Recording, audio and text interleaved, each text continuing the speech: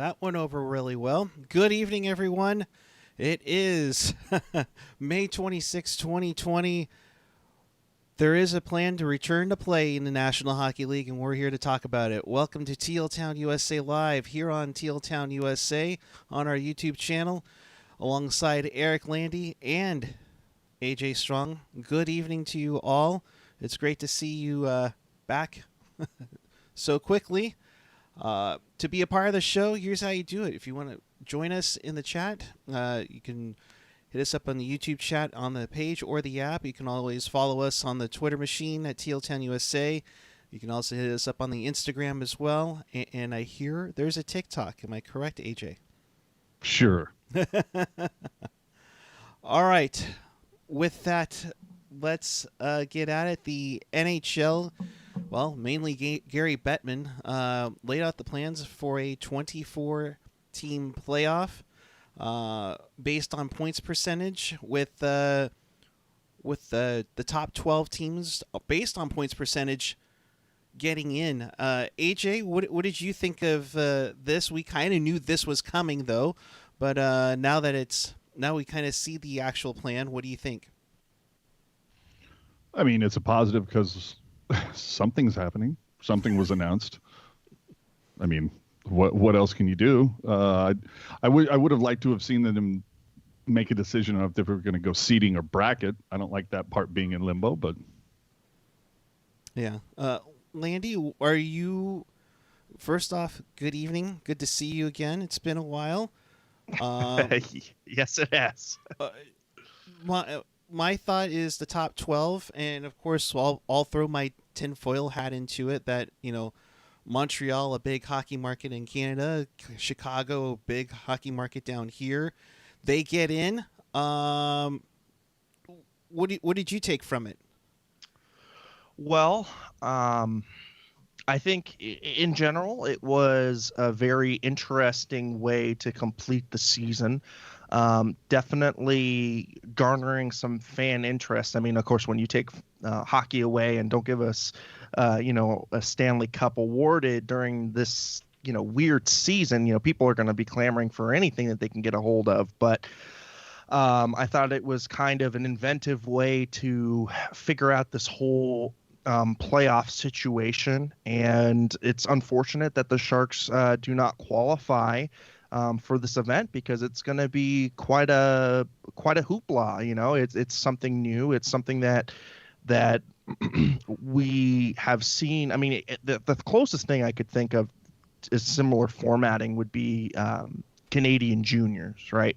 I feel like their Memorial Cup is similar in certain ways, especially with the round robin, kind of a little bit expanded format. So it's got some similarities to the Canadian junior way of doing things. But, it's just unfortunate that the Sharks just don't qualify for this, because it is something unique. And, I don't think we'll ever see this ever again. This is going to be one of those once in a 100-year type things where they've got to, put the Stanley Cup out there. Somebody's got to win it for this year. And they ended up doing something very creative to award the big chalice, so to speak. how bad did you suck when they let in 24-31 and you still don't make it? Hey man, I hear you, dude. I the Sharks picked a hell of a time to bottom out, especially with the collateral given up to Ottawa, which is just salt in the wound at this point. But again, you have something. The NHL gives us something fun, and of course the Sharks have to take it away from us.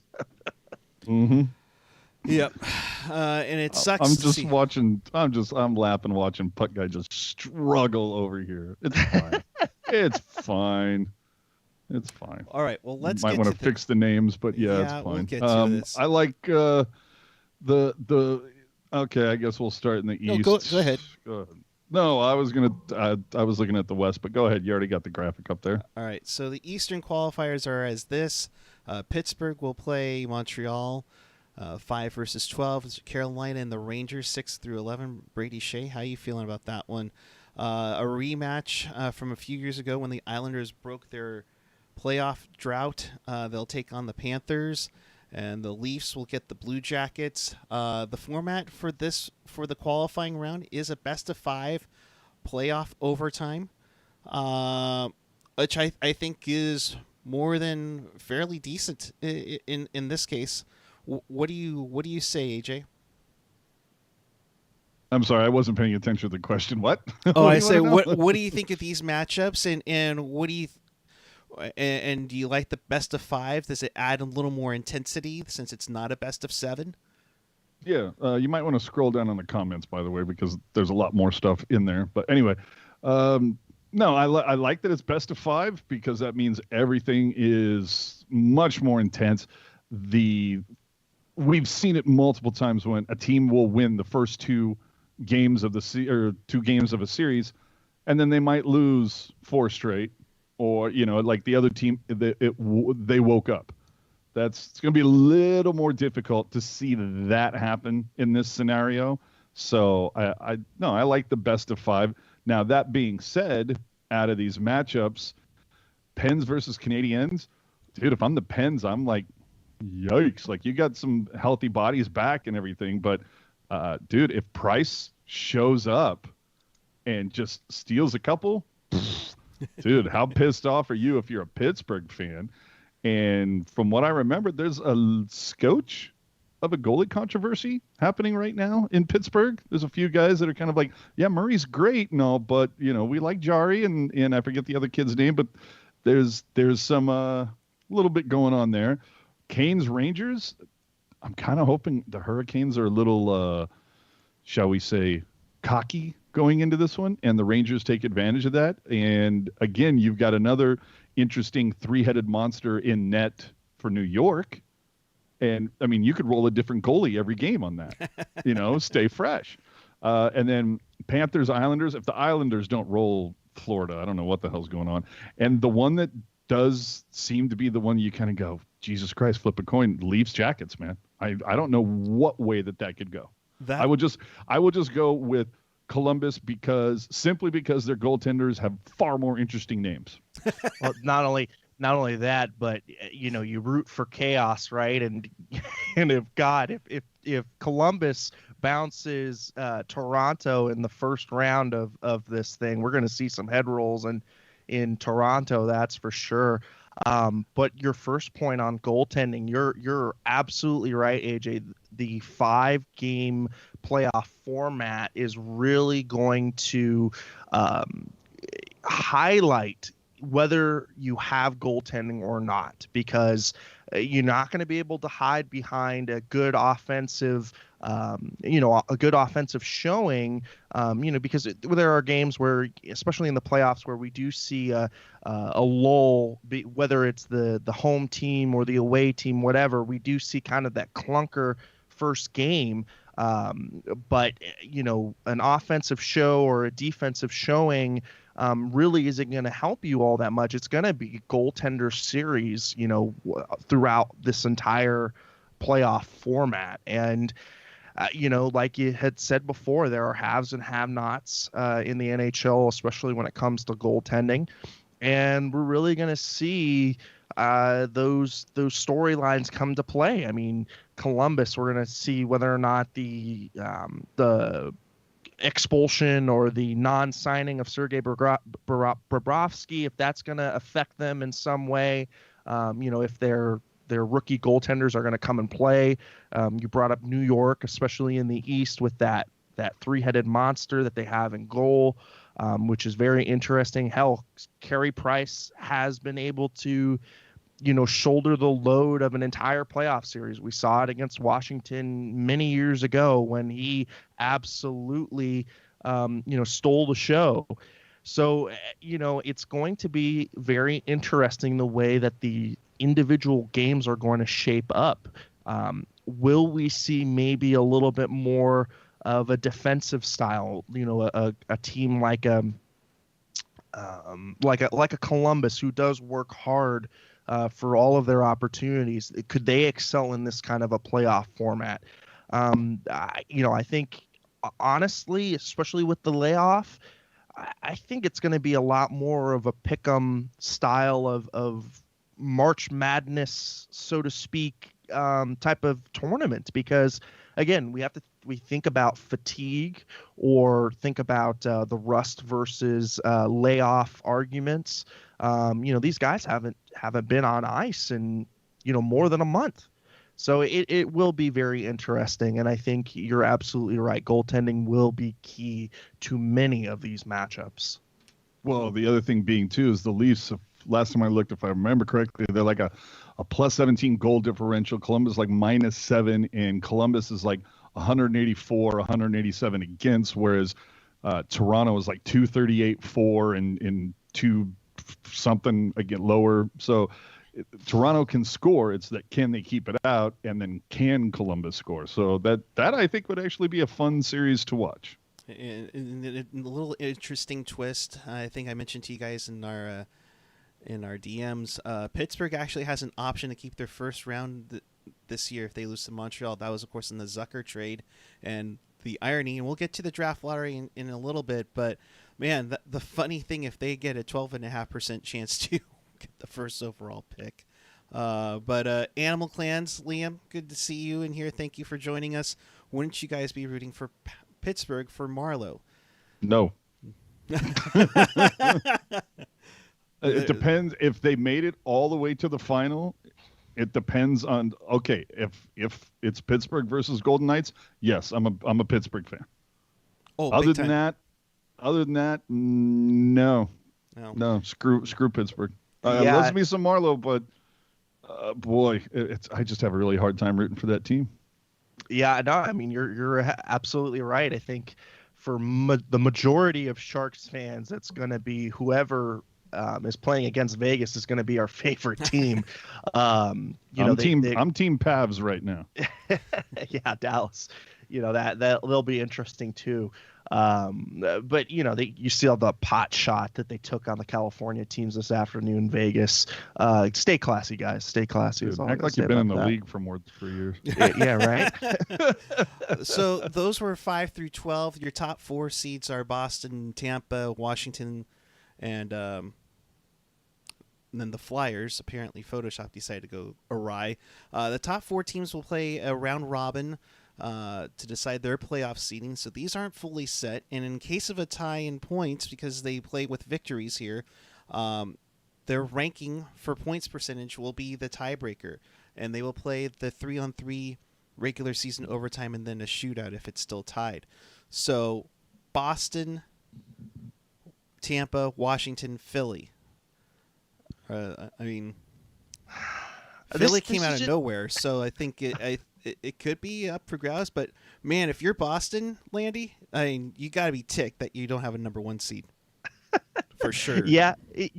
But again, it's just going to be, it's just going to be really fun. I think that the more that you look at it and you're like, okay, well, they had to figure out a way to even the playing field right across for all the teams. You reward the teams that, of course, did well in the regular season, but because of just the out of control nature and just the unfortunate timing of when lockdown orders went into effect, you had to strike a balance between rewarding the teams that were higher seeds and allowing for teams that had that outside chance to kind of come in, and you have to kind of give them a fair shot at it too. So if you're Tampa or Boston, then you are kind of a little frustrated because for most of the year you had been at the top of the Eastern, standings, if not the NHL standings,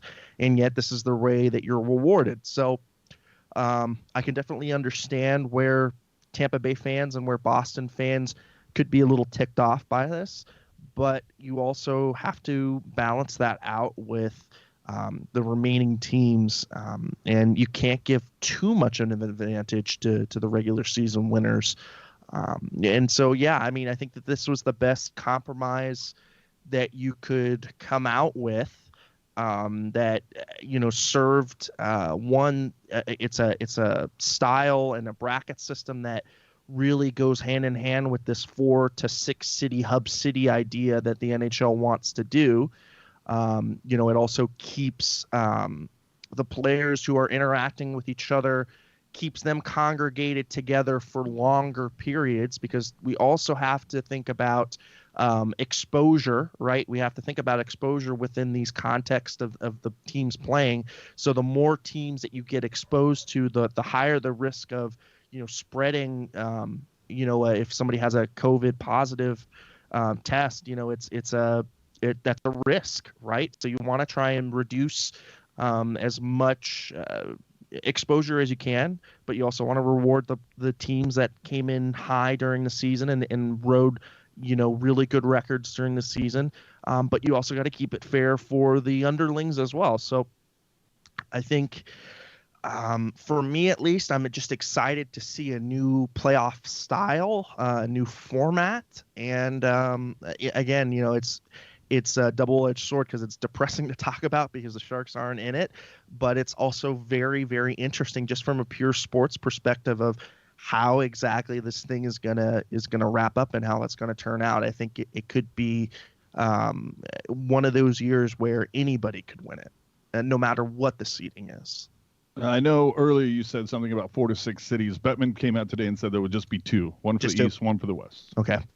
Yeah, no, that makes more sense, especially because they want to keep those exposures to the players very minimal. I mean, I think there was even some story about whether or not journalists would be allowed into the arenas to cover the games. Of course, you're going to have a broadcast crew, but keeping all the ancillary people at a distance for this tournament. Right, and they are limiting team personnel to 50 staff members. They're going to try to keep it as little as possible. AJ, the top 4 in the East, we see a lot of support for Goody, although Alden Tanaka, our good friend Alden, nobody's rooting for Goody? There's a reason behind that.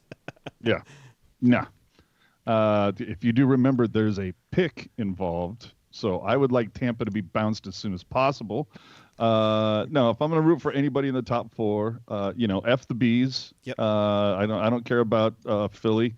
I got a couple of friends that are Flyers fans. Sorry. But no, I mean, I'll root for the Caps simply because of Dylan. But again, I stated at the beginning, until the Stars are knocked out, I am Team Pavs all the way. Because again, hashtag Team Chaos. The cities under consideration right now to be the 2 hubs are Chicago, Columbus, Dallas, Edmonton, Las Vegas, LA somehow. I mean, I know that has to do with hotels and all that stuff and what have you. Minneapolis, Pittsburgh, Toronto, and Vancouver. Now, from what I've seen, but it's all speculative BS. I think they said that Columbus, and I want to say I've seen Dallas have to kind of like the inline into this so far, but I don't believe any of that until they make an announcement. I'm still shocked that LA is in there. Yeah, but that makes either no sense. way. Either way, if they go with, I mean, I guess if you use Chicago as your eastern city, then you can't, if you're a Hawks fan, you can't sit there and, or if you're an Oilers fan, you can't sit there and bemoan it. But then again, Edmonton is a hub city, candidate. Are fans going to bitch and piss and moan that it's, well, wait a minute, that's basically like home ice, so that's why I'm saying it. Out of these ones that you have here, I mean, Chicago, Columbus, Dallas, Edmonton, Vegas, Minneapolis, Pittsburgh, Toronto, Vancouver, out of the 11 cities, 10 of them have teams that are in these playoffs. So somebody is going to be upset because they're going to say home ice or whatever. Right. But you know what? There was no way that they were going to not piss off some. You can't make everybody happy in this format. Just be happy that hockey is one step closer to being back. Right. Yeah, no, I think you're absolutely right there, AJ. And I think the other thing too we have to think about is stay-at-home orders and quarantine orders in effect for Canada. Right now, they still have a 14-day quarantine period if you're going into anywhere in Canada. So the NHL would be subject to that unless they got a waiver And I'm not sure how far up in Parliament they have to get that waiver. But of course, that would be a political thing that they'd have to navigate. So that's just one extra thing that kind of takes away from, the hub city or hub cities being in Canada. So I don't foresee Canada being involved in this just because of the regulatory concerns and of course the political concerns that they might have to navigate. I think the NHL wants to get this over with. They kind of just want, this chapter to be done. And the least amount of work that they can do to get this put through, I think is where they're going to go, the path of least resistance. And then also too, the thing that we have to think about with hub cities is containing the players and restricting access to hotels, making sure that there is enough room, because it's going to be 12 teams congregating within one hub city. So there's got to be enough infrastructure around to hold teams in place, to hold all of those extra personnel that will be traveling with the teams. I think you said 50, Eric. So, if we do a little bit of math here, it's 600 people. Yeah. Exactly. And so you also have to navigate cities that have, turned over the majority of their hotel spacing to first responders. And, so it's subject to availability there. There's a lot of moving pieces. Yep. And so, just to hear this glimmer of a playoff format is good to hear, because there's a lot that goes involved with restarting the campaign. Yeah, and it's going to take a lot. They also have to acquire test kits because they want to test daily. Speaking of daily, Bill Daly has said that they are looking for an exemption for that. As you said, it's going to be tough to try to convince local officials to let them do that. So not something I can't see them going to Canada unless they get that, and it's going to be highly doubtful on that. Moving onward, that's the East. In the West, your qualifiers are now set. Edmonton, the 5th seed, who just missed out on the Pacific Division by 3 points, gets to take on Chicago. So McDavid versus the old Blackhawks should be an interesting one there. The Sunbelt Series, I guess you would say, the Predators and Desert Dogs, or as Jerk would say, my Yotes. That's for you, Jerk. So that'll be the blind nut's got to find oh my God, the blind squirrel's got to find a nut sometime. Use your words. Oh boy. Vancouver will take on Minnesota. A recap of a series back in 2003, which to me, I think that's the last time that the Minnesota Wild won a series. No, I take that back. I think they had Colorado a couple of times, but it's been that long, it seems like, for Minnesota. And then the first Canadian all matchup in quite some time, Calgary versus Winnipeg. That should be a good one. So AJ, those 4 setups, you get the big series that'll get cross-continent, Edmonton, Chicago. Canada gets excited about an all-Canadian series. Jerk's Desert Dogs are in. What do you think of the West qualifiers? I love it that it is basically an inversion of what the NHL has shoved down our throats for like the last decade or so, where the first 2 rounds were all in division. I love that every one of these matchups is Pacific versus Central. I don't know how the weird coincidence happened in that regard, but I like it. The Oilers, for me, should roll the Hawks. And if they don't, oh man, I can't wait to hear Edmonton fans talking about that. The one that I do like, and I'll jump in the bandwagon with Jerkman. I'm going with the Yotes. I think there's an upset waiting to happen. Canucks should roll over the Wild as far as I'm concerned with that talent. And Flames Jets, again, I go back to Leafs Jackets. I think that's a toss-up. We saw Calgary get absolutely curb stomped last season in 5 versus Colorado, when Calgary was like a heavy favorite because they were such a heavy physical team, and they just got run out of the building. Gaudreau, I think, had all of 2 assists in 5 games. I'm not even sure if he had that many, but he was a non-factor. Yeah, putrid showing. Yeah, so that one, you would say it should be the Flames, but I think I might take the Jets in that one, to be honest. I think Hey. Hellebuck could be the difference. Yeah, Hella. Hellebuck may not hella suck. Landy, quickly, what do you think of the qualifiers? Oh no, I'm excited. I really have got that Calgary Winnipeg series circled in my book. That's going to be a bloodbath, and be very interesting to see those two teams go at it. Blackhawks and Oilers are intriguing only because I root for chaos, and so seeing the Blackhawks upset McJesus would just kind of I think that would be good in my book. As far as the Yotes and the Predators are concerned, I think that's going to be more of a toss-up than most people would think going into it. I think a lot of people would pick the Predators over the Coyotes, but I think that there are enough pieces on the Coyotes and enough X factors that could swing it in their favor. So, that's going to be another kind of pick'em series. And then this Minnesota Canucks series will also be interesting, only to see if the Canucks youth has progressed as much as we think it has. With the likes of Bo Horvat and with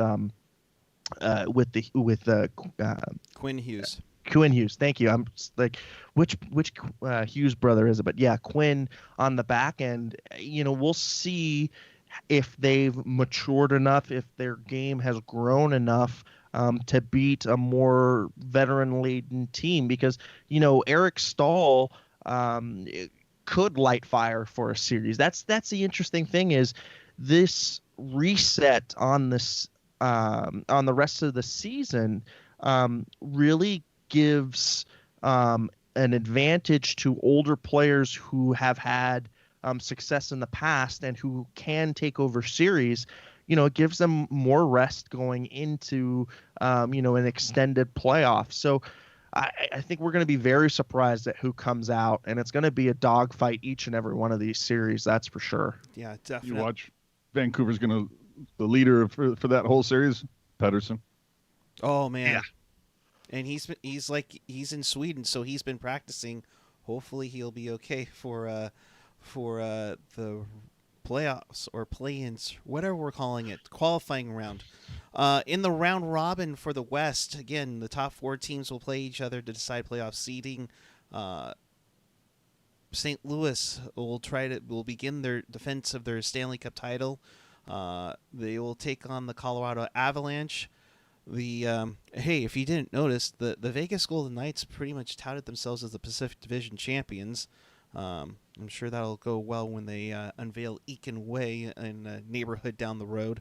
And dude, they're Pacific Division champions. Oh my God, we're so awesome!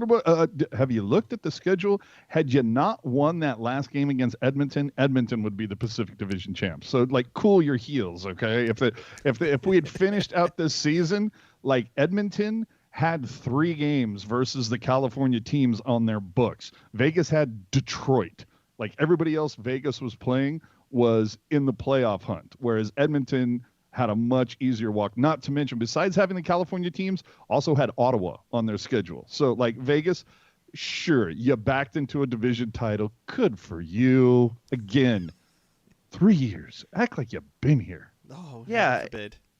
And Dallas is in, by the way. Yeah, Pavelski guy. Yeah, right. Just that Pavelski guy, number 8, magical guy. But we talk about Vegas, and again, it's just so interesting to me how that organization props itself up. It's got this inferiority complex to me, where it feels like it has to prove itself time and time again by going after more established franchises. And it's an old trick at this point. You even look at the way that their Twitter is kind of projected itself, and it's almost a complete ripoff of the way that the Kings, the guys out of the Kings who really had that snark, the first kind of real team to bring snark to Twitter. And they modeled themselves right after that, and they have no problem firing up the photocopier in copying different organizations and the way that they run things, and yet, for whatever reason, they still have to fight this inferiority complex within themselves. So, you know what? For me as a Sharks fan, just get them bounced in round one, and let them sit and think about that for a little while. Well, Vegas, let me ask you a question. How many cups has your head coach won? Crickets. Uh-huh. Mm-hmm. And does he have his most success the first year he's with the franchise? Mm-hmm. Yep. So if you don't get to the promised land this season, enjoy the next 2 to 3 years is what I'm saying. So, yeah. Sleepy Mofo, I was just about to bring this up. Damn, first time in a long time when no California team is in the playoffs.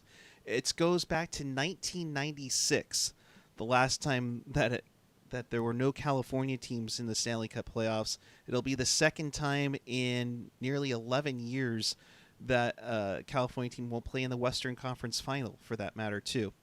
Dude, last 16 postseason, 12 conference finals appearances, 5 Stanley Cup final appearances, 3 titles for California.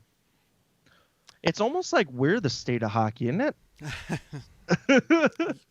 Just from a pro's perspective. I mean, considering how many minor league teams are in here now, it goes to show how much it's grown, for sure. So that's the playoff format. As we said, the qualifying round will be 5 games. The quote-unquote first round, once the teams get moved in, we don't know if it's going to be seeded or bracketed. We'll wait for the league to officially unveil that. That would be a 5 to 7 game series. AJ, correct me if I'm wrong. So the guys are supposedly going to report. I was going to say, I always correct you when you're wrong, but go ahead. But mid-June, that's his job. Yeah, that's what he's good for, to help me out. Mid-June, the guys are supposed to report back. They can do some minimal training, and then like July 1st is roughly around the time that they would begin camp. So we're kind of looking at a mid-July to early August start. So happy birthday, Puck Mom. We might be watching playoff hockey on your birthday, but least to say, you have some sort of plan in place. Unfortunately, it doesn't include the San Jose Sharks, who, of course, we kind of saw the season end with it there, which I think, AJ, I think it's come to mercifully an end that, unless they were, hey, if they put out a 31-team playoff, my goodness, would we even show up? I mean, as bad as the season was this year, you'd almost sit there and go, anything could happen at this point if it was 31. But look, I still like the fact that it's like the season is now officially over, which I got a huge kick out of. I think we all knew that for the most part when it came to the Sharks. And oh man, I wish I could remember what I saw on Twitter. It was fantastic. Oh, it was so Doug Wilson, GM of the Sharks, did a conference call today with the media, and the funny thing is that one of his quotes from that was something along the lines of, we expect something about expecting to be in the playoffs next year. What was he gonna say? No, we learned our lesson. We're tanking next season. You know what I mean? Like, what is he gonna say? So, I mean, and if you don't make the playoffs, then what? And will fans like me, who hate the Erik Karlsson deal, are we finally going to be like, you know what? Okay, maybe they had a point, because there is a contingent of people that are diehard EK65 defenders that and that's fine. You can. I'm not here to change your mind. I'm just telling you what I think. Right. But we'll be able to judge that contract in another 2 seasons. Just saying, if you went out and got this guy and everything, and he was supposed to be this franchise-altering guy, well, the proof's in the pudding, And it's, again, is he a guy that you want on your team because he's dynamic and everything? Sure, okay, fine, but I don't think you need 2 of those guys on one team. And the thing is, he eats up so much cap. Again, you look at it, second in scoring a season ago. This year, like 28th, 29th. Roughly that. And what did you do? Well, you let 3 guys that made 112 points last year walk away. Now, I always have to say this. I am not saying by any stretch of the imagination that Doug Wilson should have kept any or all of Pavs, Nyquist, and Donskoy. My point is that the $11.5 million go a long way in replacing that offense you let walk out the door. Look at the right side. Nyquist gone, righty. Donskoy gone, righty. Pavs can play the right wing. What did you end up with? LeBanc and Barracuda players. And how'd that work out for you? So you're going to have to fill up the right side. And what money are you going to do it with?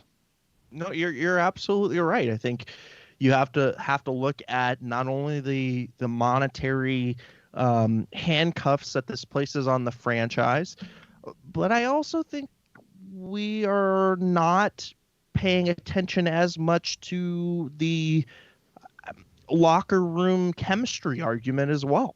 I think that, EK65 and Evander Kane to some extent coming in and getting contracts that they did not earn as Sharks, not saying that they didn't earn it with their play, but they definitely didn't earn it by being here long term prior to this. That rubbed some people the wrong way in the organization, and I think that has a little bit more to play than we want to give that credit to. And we saw it throughout the entire season of the guys' body language on the bench, being very depressed. We saw it in little bickering that we saw here and there on the bench. There was talk that no one had heard as much bitching, moaning, and complaining and bickering as they heard on the Sharks bench this season. Right. And Erik Karlsson is a superstar player. I don't think anybody will deny that, especially in his prime. But did that come and go, I think is one question for me. Has his prime already gone? See, it's so funny you bring that up. Right. Because there was a quote today by Doug Wilson that said about Erik Karlsson saying something about, we're really happy to have a player in Erik Karlsson coming into his prime. And I'm like, coming in? How many 30-year-olds that are just coming into their prime? No, prime is like 27 to 32. Like if you were to say in the middle of his prime, fine. Although injury history would dictate otherwise. But I got a kick out of that, and I'm going. And the whole thing is, look, I understand that's part of his job. He's got to sell the franchise. He's got to sell the moves. He's got to sell tickets. But there is a contingency of fans, too, that are perhaps a bit more informed, that hear something like that, and they go, okay, pal. Yeah, I mean, look, for every Joe Pavelski on a weird, as far elevation of their play in their 30s, there are 10 guys that show us the traditional type of prime that we see, where it is from ages 25 through, let's say, 32, where they really maximize the point totals, where they really maximize their impact on the ice. Like I said before, for every Joe Pavelski who bucks that trend, there are 10 that don't. And Erik Karlsson could definitely be a player who is a more traditional type player. I mean, this is a guy that's gone through an Achilles injury, guys. I mean, he spliced his Achilles right off the rear of his foot. I mean, he's had weird groin issues, connective tissue issues. These are not inconsequential, and they add up over time. So again, right in line with you, AJ, I mean, when they gave that contract out and they looked at the medical history and they go, well, those sure, things let's don't make him really... the highest paid defender in the league. Yeah, like I don't know. I am a Doug Wilson fanboy for the most part, but I gotta question some of his actions. Just looking at this objectively, not even coming from a fanboy either side of this Doug Wilson argument or Erik Karlsson argument. Just looking at it factually and objectively, there are there are major questions that needed to be answered in the previous offseason that continue to this day. And I don't think that they've ever been really addressed. And quite frankly, this could be the biggest whiff of his career, DW, insofar as the contract that he just handed out, more so than the Jones contract, because this is for longer time, for more money, and handcuffs the franchise going forward. You're absolutely on the Erik Karlsson train wherever that's going. If it's going to heaven or if it's going to hell, you're saddled up. Well, if you go back, if memory serves, a couple seasons ago, it was reported that in some of the post-game, or I shouldn't say post-game, the end of the season exit interviews, if you will. And I'm not sure if it was Couture, but I remember there being a quote that came out about it that said that a player felt like he had coworkers, not teammates. There were people that just came in, did, the minimum or do whatever, and then they were out. There wasn't team chemistry. There wasn't that camaraderie that maybe they're used to from other locker rooms. And you lose a guy who was absolutely beloved in Pavelski, and you bring in this polarizing personality in Karlsson. And what did you see happen? A bunch. Now, of course, losing is, you're going to get people probably maybe bitching, pissing, and moaning and complaining a lot more than they would if they were winning. Obviously, we all know winning cures everything. But that's just tough to see that you've done this work, and then Martin Jones is saying, we didn't come together. In fact, when things got rough, we actually splintered. So what does that tell you? I mean, again, I'm not saying you should have kept Pavelski at that price at that term or whatnot, but man, there's a lot to be said for what that guy did, leading an example on the ice, but being the key person in the room. Dare I say it, this might be the biggest locker room upset that we've seen since the stripping of the C from Joe Thornton. We could be witnessing, some of the most contentious locker room issues that this franchise has seen since the jumbo strip of the C. And it took a season of losing. It took one John Scott to kind of help repair that locker room in some way to kind of bridge that gulf. Do we need to start evaluating the morale and just the locker room makeup? Because bring in Tony Robbins. Well, I mean, get a motivational speaker. He's got to make up his dates at the tank anyways, so right. So you might as well. I mean, it's the whole thing. It's like, if you hear it from one person, you might sit there and go, well, okay, maybe that person knows a little something. Then you hear it from somebody else. Maybe there's something further to it than that. But it's like, you had the guys on NHL Sirius talking about it. You had Brian Burke talking about it. It's well publicized. John Scott talking to, like, he didn't want to throw people under the bus, but it's kind of well known who he's kind of tight with. And those guys were all kind of not having the best things to say about Karlsson. And it's just the vibe that I get when I've seen him at practice and whatnot. Is he a talented player? Absolutely. Does he come off like a sensational diva? Absolutely.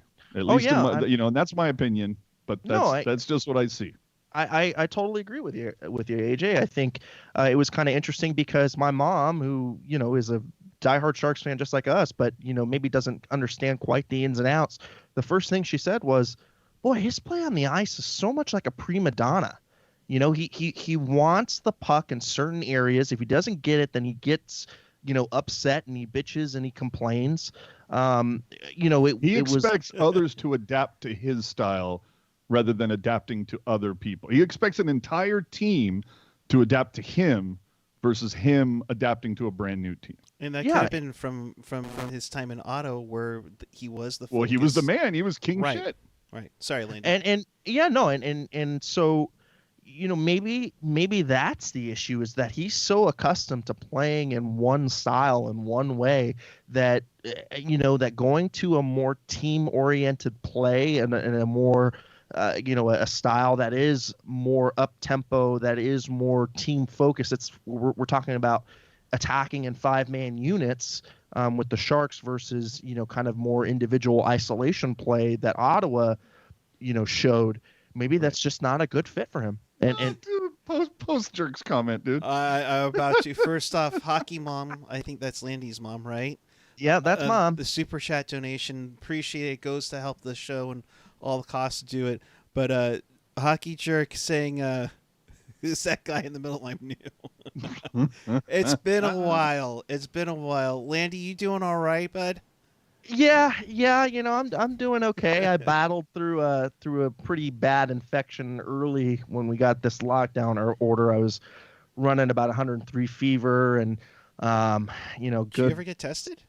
No, I didn't get tested. They told me it was a sinus infection, just a really bad infection, but I don't know, man. I had some of the worst stomach pains that I've ever gone through, and it was bad. It was bad, and that would kind of wipe me out for a few weeks there, and just trying to keep stay in hermit mode as much as I can. Mom's got diabetes, so she's on one of those on the list of people who have got pre-existing conditions, and this thing could give them a world of hurt. So we've been trying to kind of stay sheltered as much as we can, but man, I have been chomping at the bit for something to watch, some sports.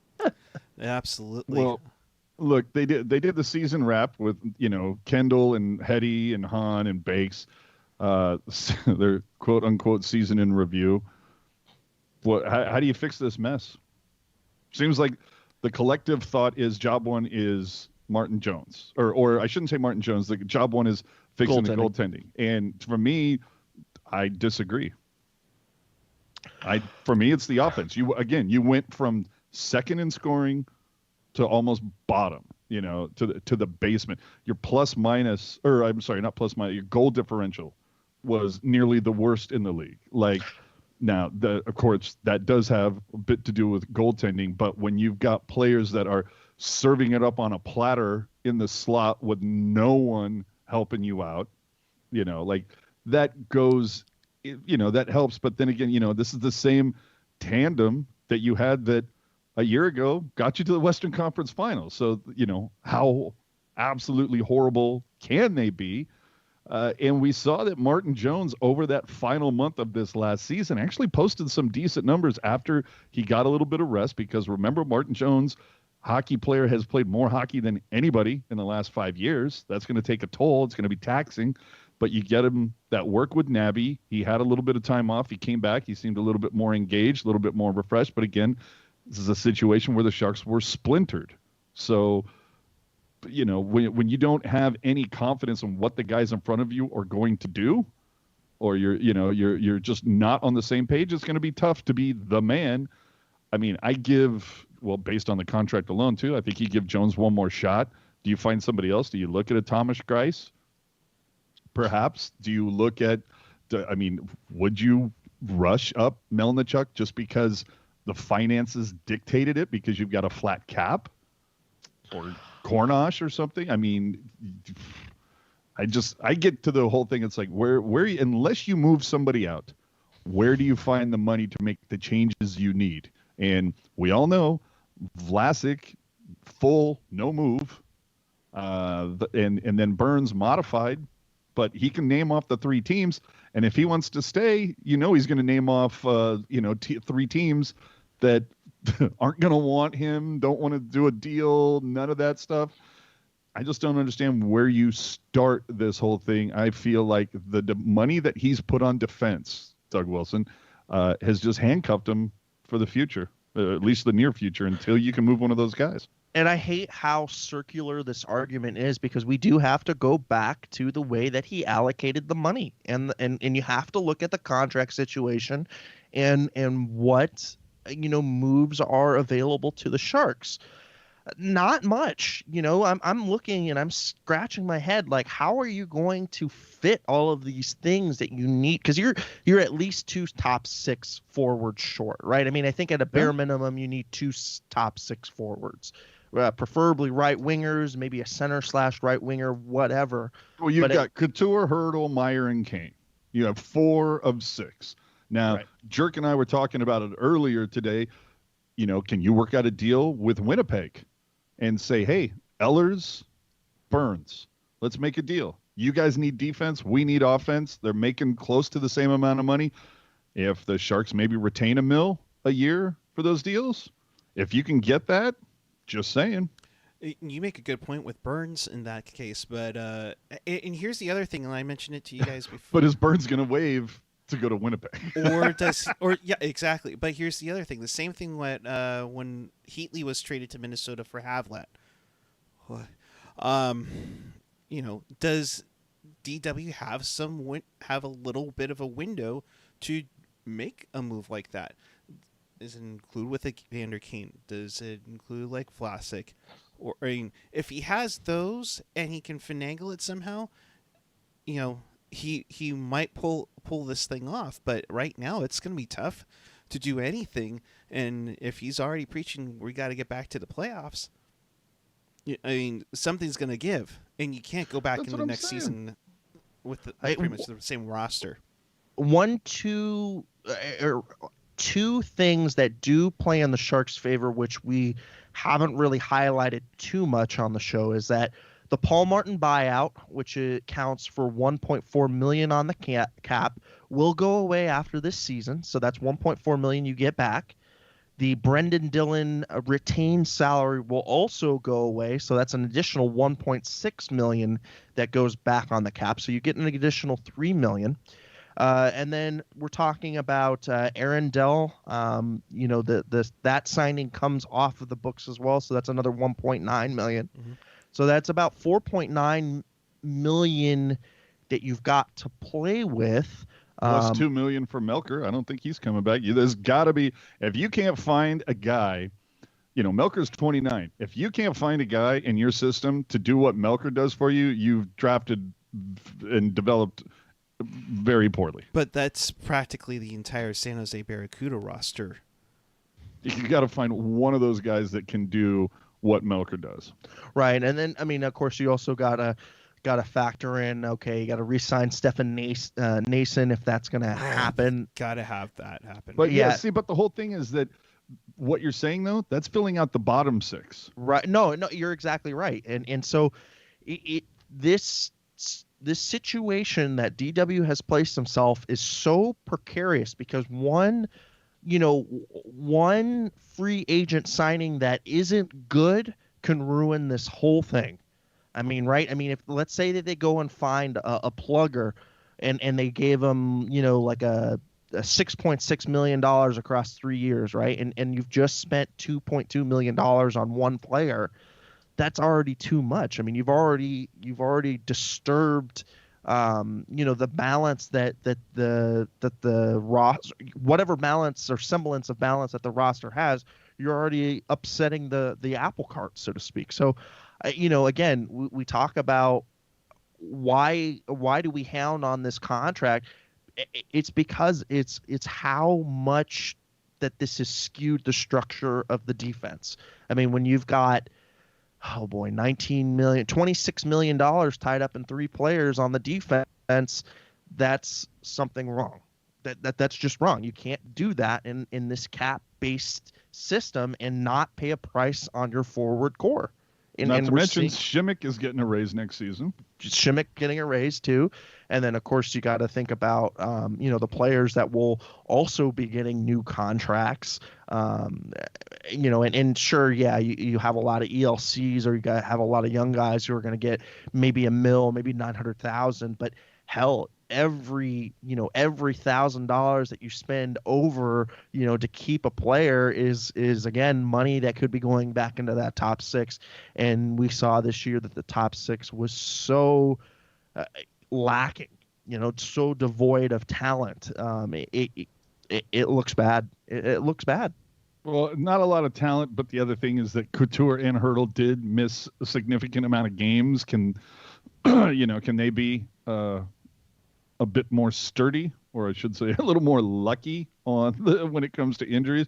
And, Lacey talking about that True isn't comparable to Melker, and I would totally agree with that. You're going to look at Gregory, you're going to look at Blickfeld, you're going to look at Shellman, and I'm fine with that for your bottom 6.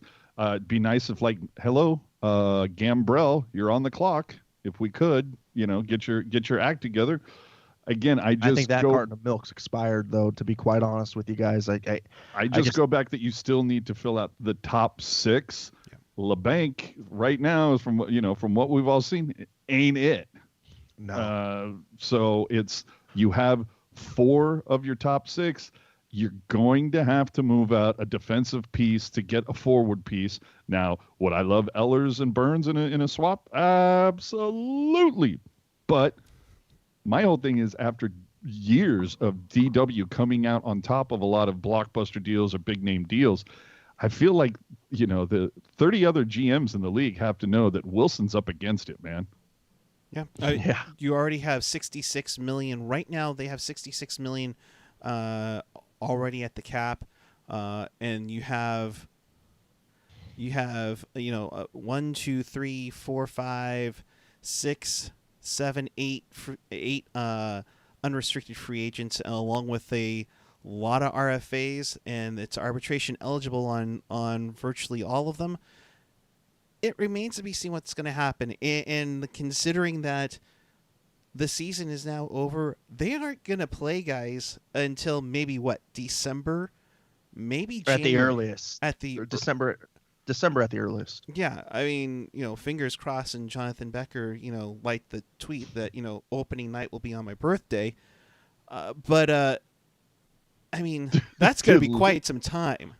Lacey in the chat, LeBanc played like $1 million player. Unfortunately, no, I think he played like an overpaid player a little bit. And you know what? This last season with LeBanc's contribution has also got me questioning his maturity level as well. Some of the things that has come out on social media, especially in and around his account, have kind of left me scratching my head a little bit and question the maturity that he has, especially as a player. So, there are a lot of questions surrounding the young kids for the Sharks, and we were hoping that Chekovich and Chmelevski were going to take some steps. Anything. Yeah.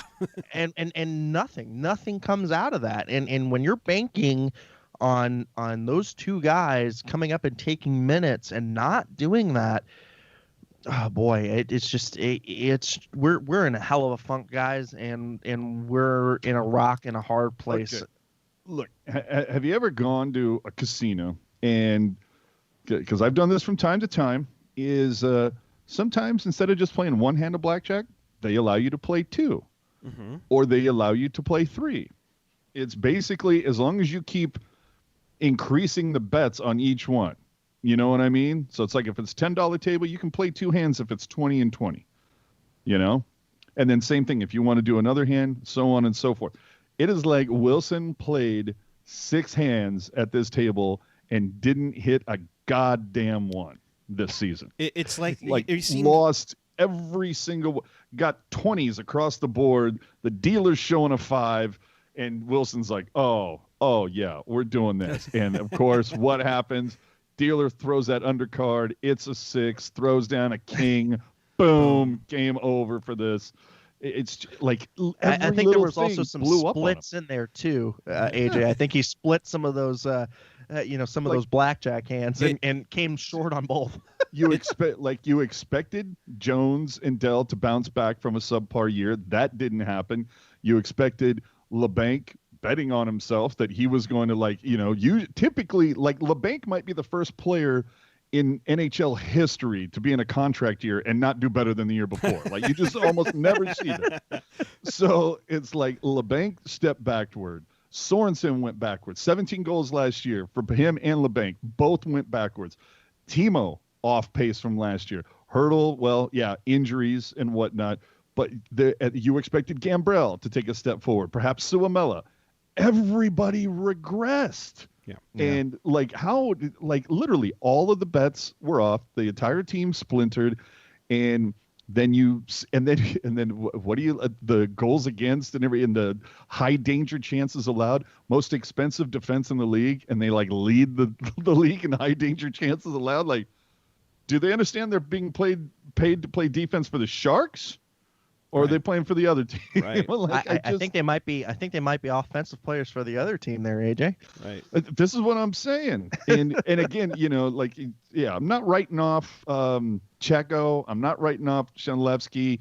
Not just yet.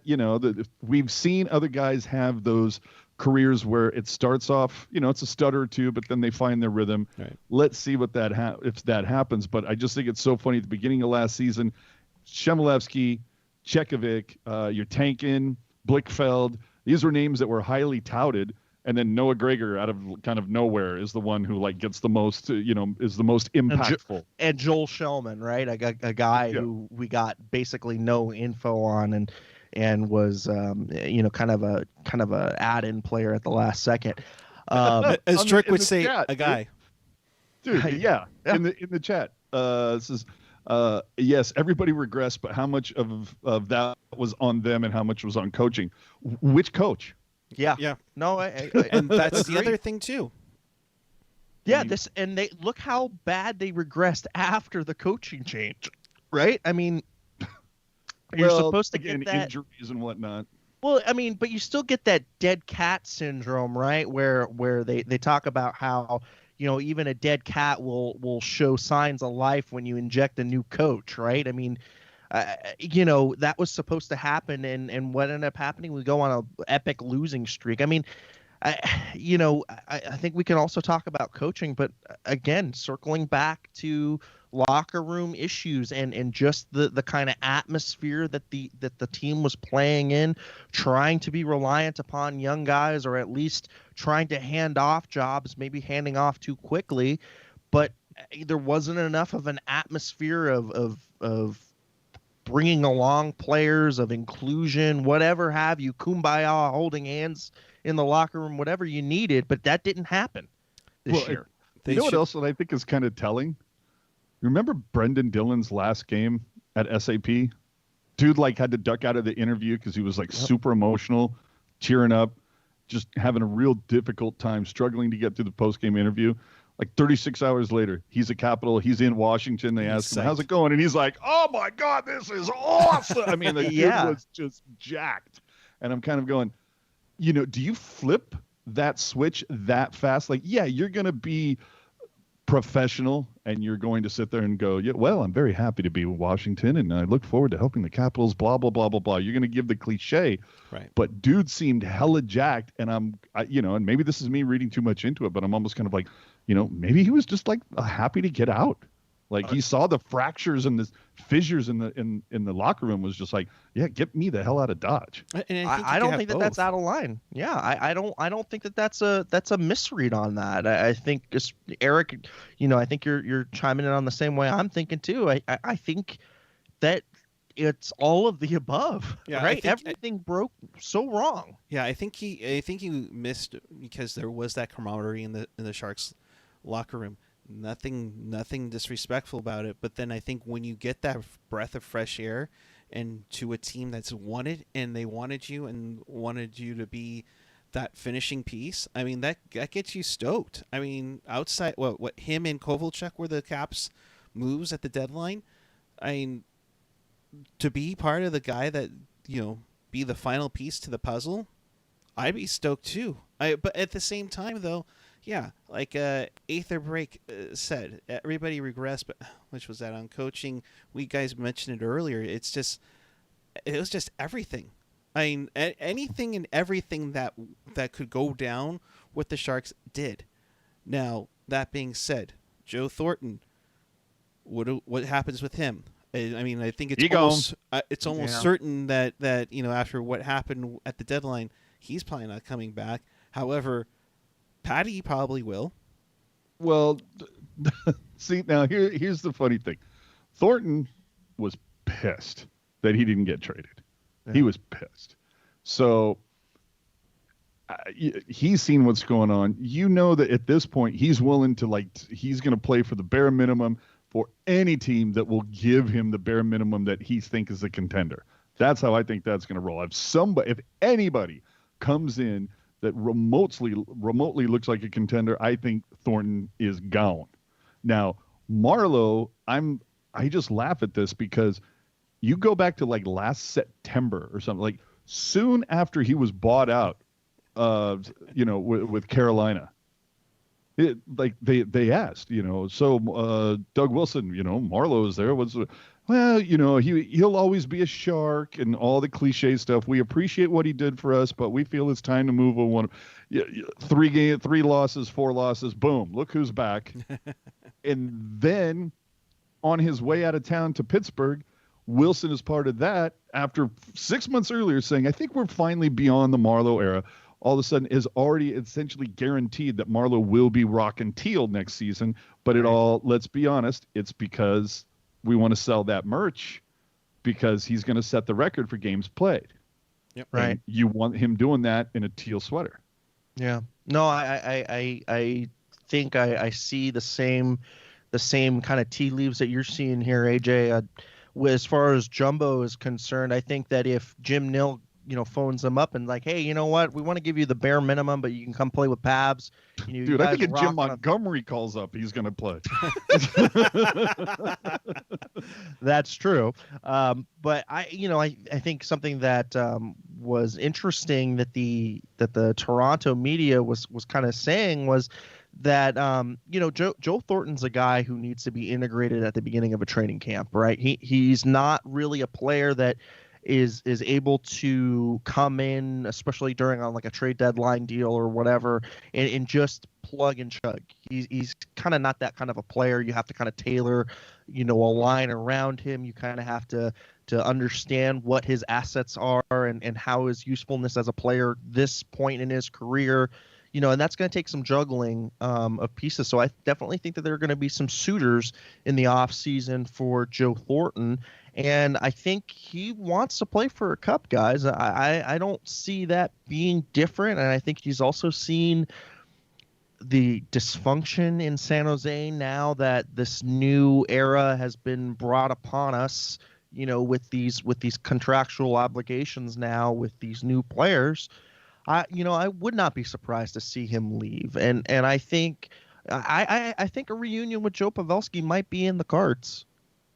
I mean, if that's something Dallas wants, we'll see. I like Lacey's comment that, a year ago Thornton was quoted following locker cleanout where he's like, oh, I'm a Shark for life. I'm not going anywhere type of a deal. Or I wouldn't go to another team. And, circumstances change, man. When I think when Thornton says that, of course, he also, if memory serves, when Joe Thornton said those words, Pavelski was still on the Sharks. Yep. Erik Karlsson had not signed any extension. Who knows where Thornton's mind was at the time? But from everything that you read about and heard, Thornton was ticked that he wasn't moved.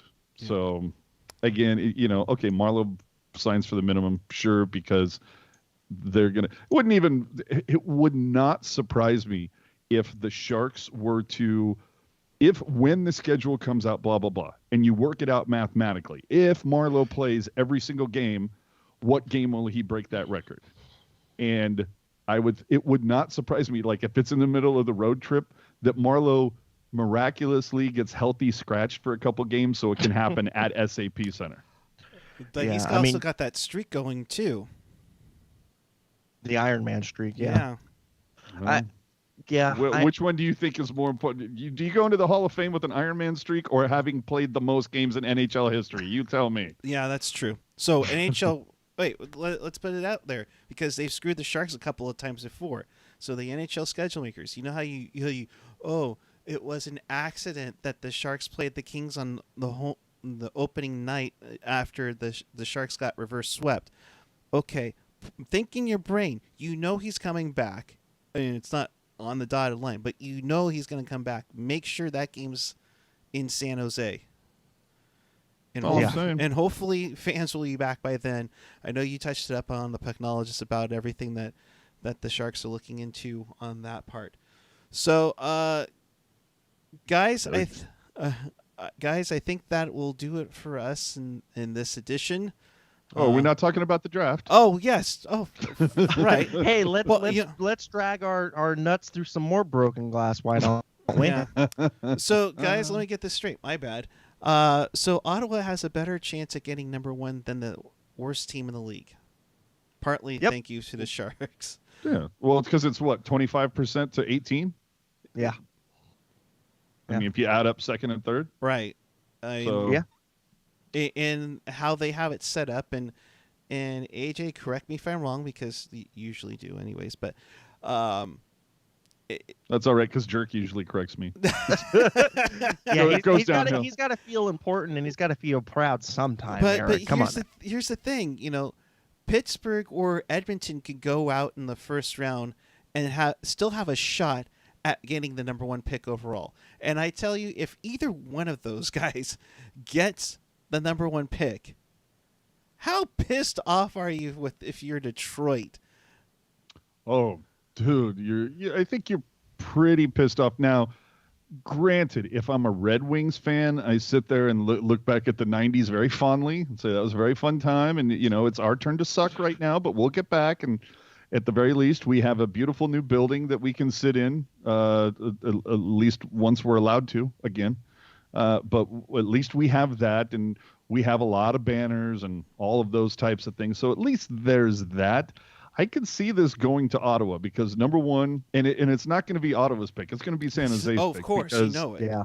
No, because that would it's going be to. the cherry on the shit Sunday that was this season. So I can see that pick going, that it's Ottawa's going to get the number 1, and it's going to be from San Jose's, from that deal, because that's so Sharks. That's just the way this would work out. I mean, nobody got foreseen points on that, I think is what I'm trying to say.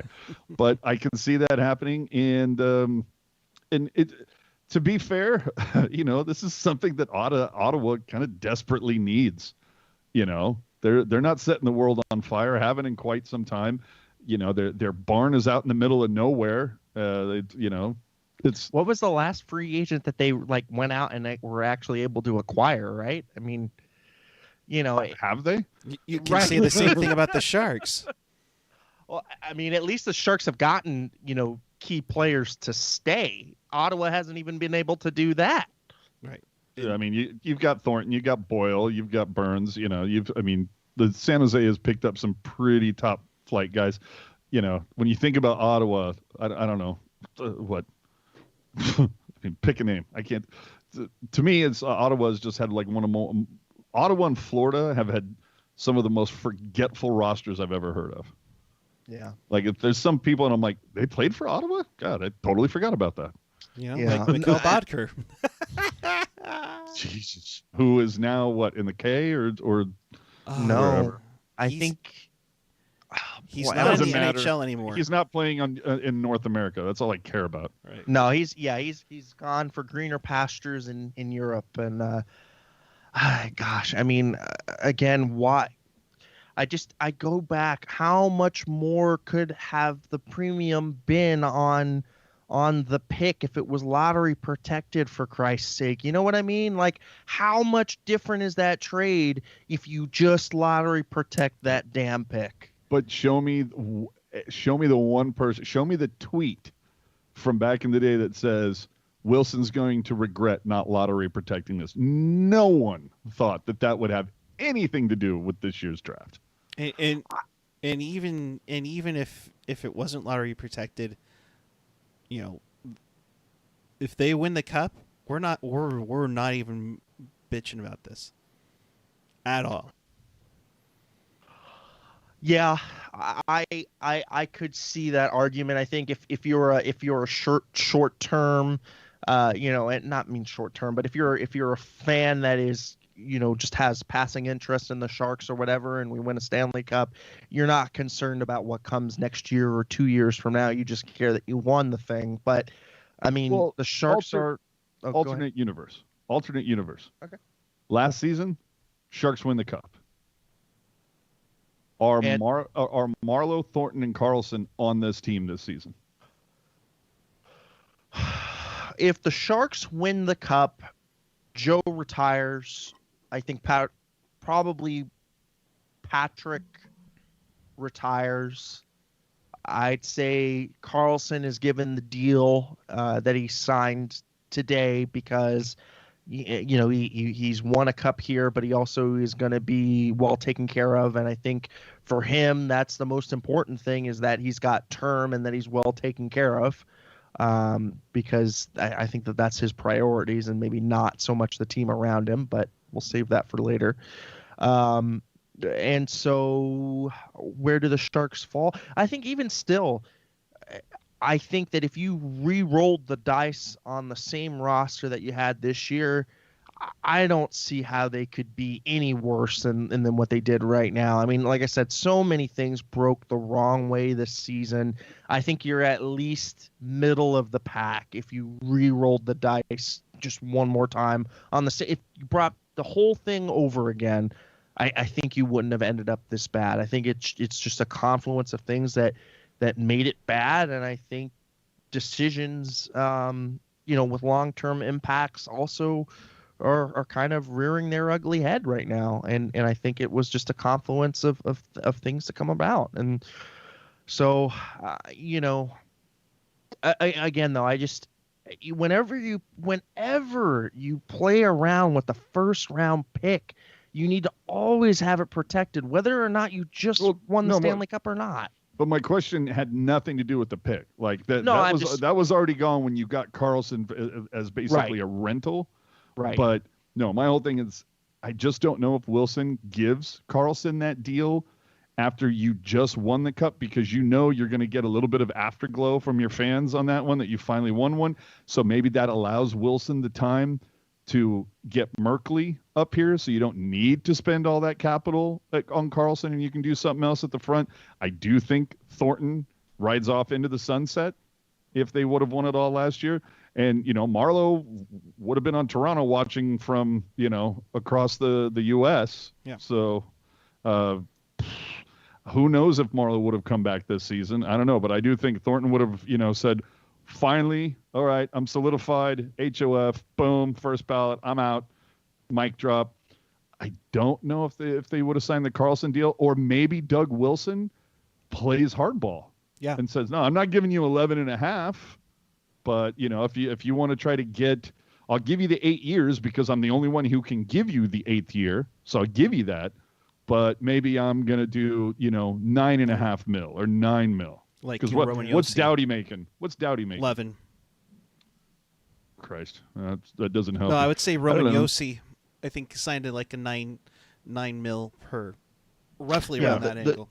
Yeah, no, I think that the Josi deal is a good comparable. I mean, I'm not a fan of like hyperbole and like of course, yes, but I've always kind of thought like, boy, if they just pulled that off, you're not even talking about Thornton. You might not even be talking about Karlsson at this point.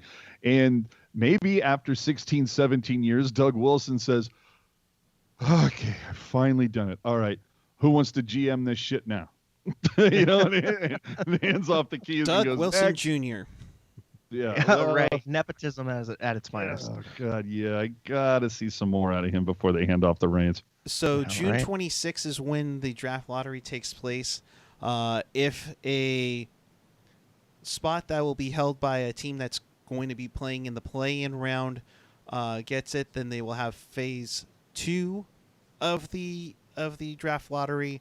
That'll be in between the qualifying round and the first round of the Stanley Cup playoffs.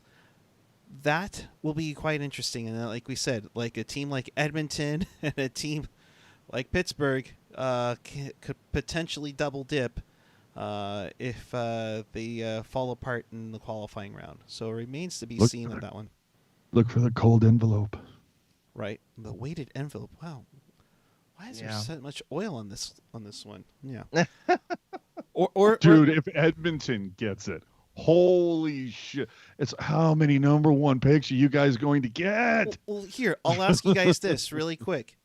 What would be the worst case scenario? That the Sharks spot gets picked number 1, or LA or Anaheim get number 1?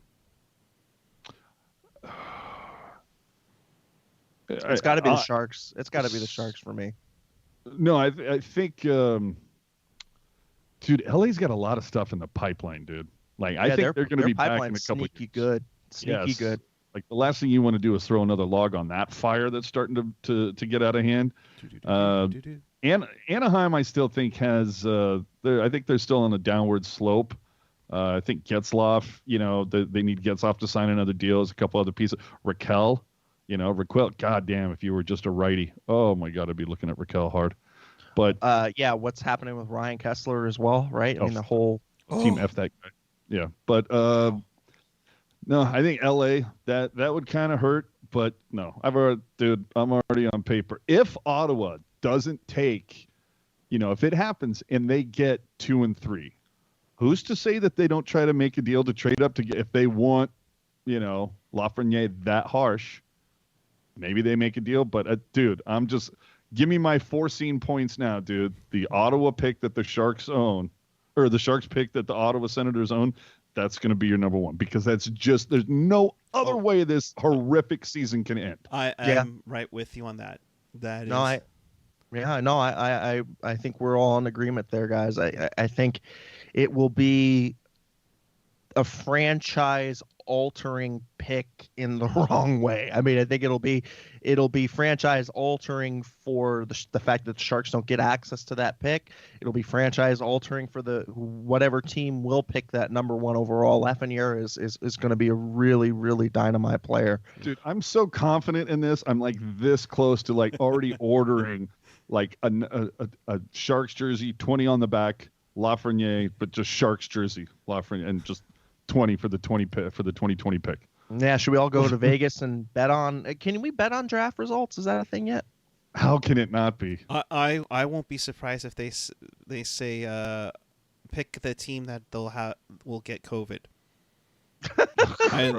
if we're hey guys, if they're gonna bet on what color Gatorade the Super Bowl winning coach is gonna get dunked with, that's probably coming up themselves.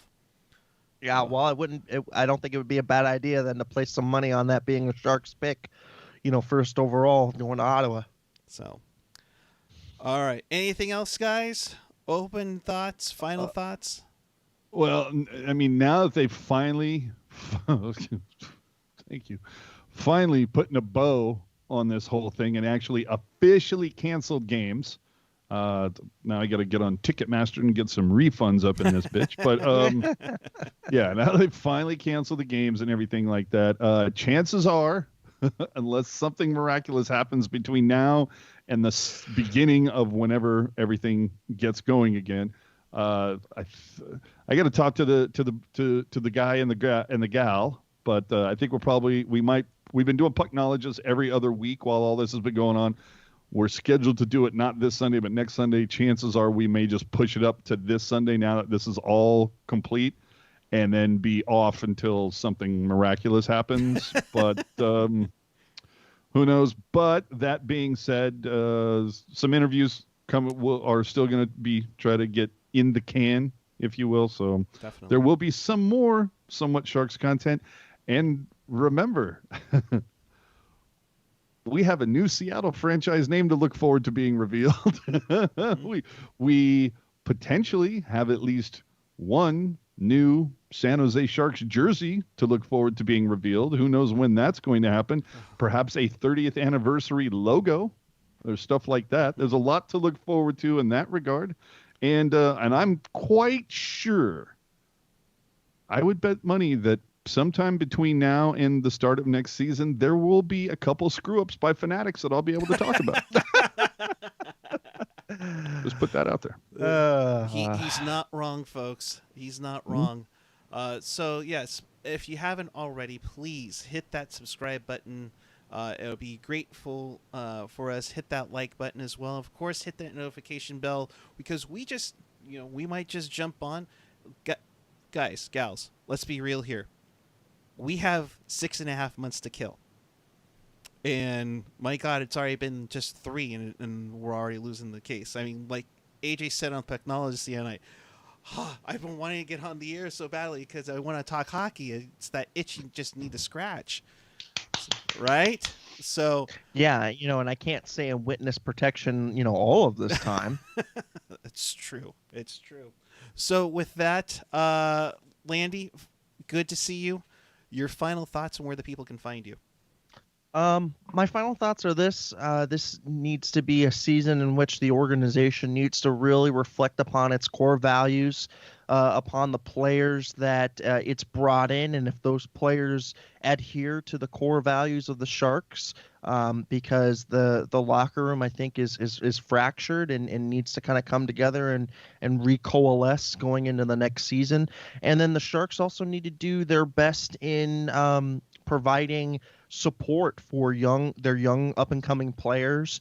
They need to reinvest in places that they can, because let's face it, they can't spend a lot because of their cap issues, but they can spend money in other places, like upgrading facilities, like going out and redoing the scouting staff, or going out and really adding to the development staff. These are things that the Sharks can address. These are things that the Sharks should address, and I hope that they take this, not being placed inside this 2014 playoff as a slap on the face, and they really take a cold, hard look at themselves and ask, what the F are we doing? Because quite frankly, this is an organization that's lost its way a little bit. So, for me, my final thoughts are control what you can control, and go forward from there. As far as where you can find me using my first name. That's Eric, spelled with a K, Landy, Landi, on all of the social media garbage.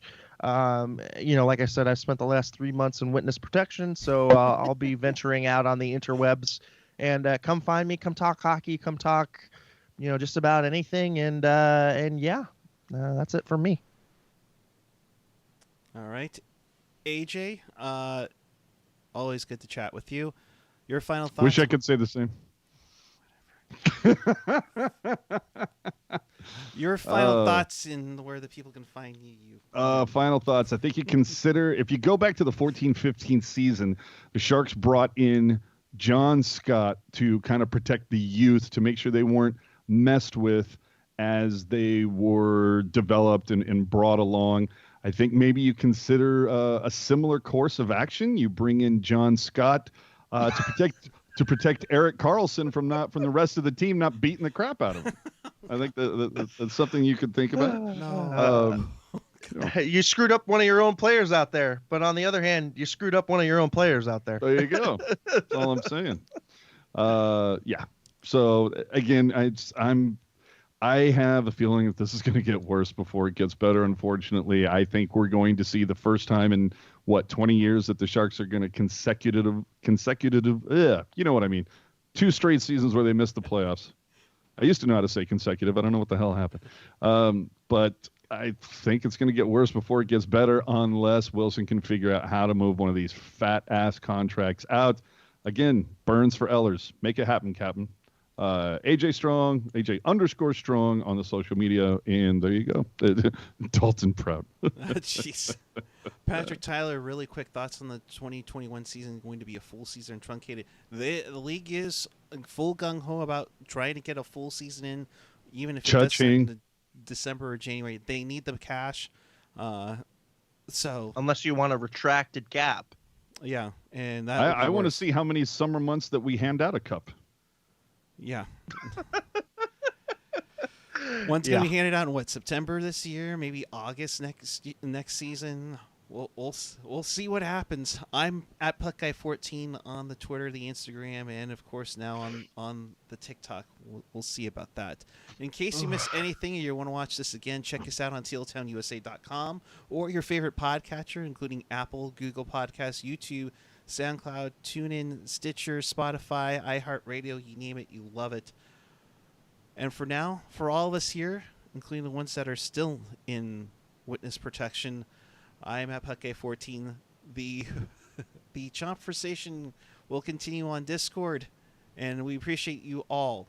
Thank you so much. Keep it real, keep it teal, keep it real teal. Have a great night, everyone.